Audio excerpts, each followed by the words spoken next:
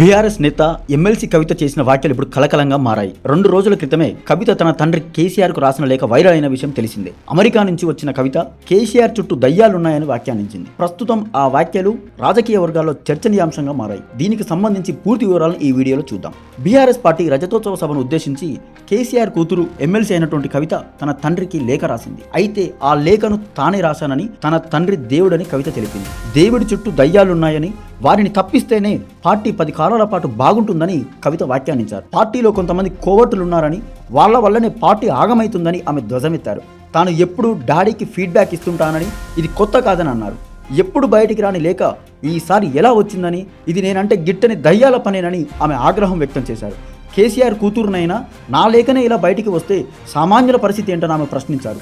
పార్టీలో తనపై అంతర్గతంగా కుట్రలు కుతంత్రాలు జరుగుతున్నాయని ఆమె ఆవేదన వ్యక్తం చేశారు. అయితే ఇప్పుడు కవిత వ్యాఖ్యలు తెలంగాణలో చర్చనీయాంశమయ్యాయి. సాధారణంగా బీఆర్ఎస్ పార్టీ మొత్తం కేసీఆర్ కనసైగల్లో నడుస్తోంది. ఆయన చెప్పిందే వేదం. అటువంటిది కేసీఆర్కు కూడా తెలియకుండా కుట్రలు చేసే దయ్యాలు ఎవరన్నది ప్రశ్న. వాస్తవానికి కేసీఆర్ తర్వాత బీఆర్ఎస్లో వినిపించే పేర్లు కేటీఆర్, హరీష్ రావు, కవిత.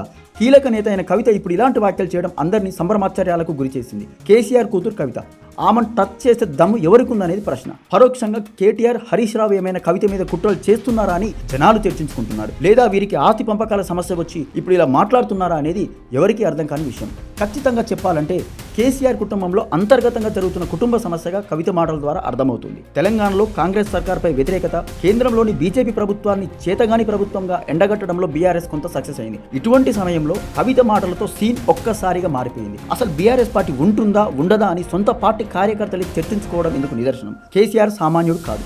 ఖచ్చితంగా ఏదో ఒకటి చేస్తారని అంతా ఆశిస్తున్నారు. ఇప్పటికైనా కేసీఆర్ త్వరగా స్పందించి ఇంట్లో వ్యవహారాన్ని గుట్టు చప్పుడు కాకుండా చక్కబెడితే పార్టీకి, వారికి బాగుంటుంది. లేదంటే ప్రజల్లోకి తప్పుడు సంకేతాలు వెళ్ళి పార్టీకి నష్టం జరిగే అవకాశం ఉంటుంది.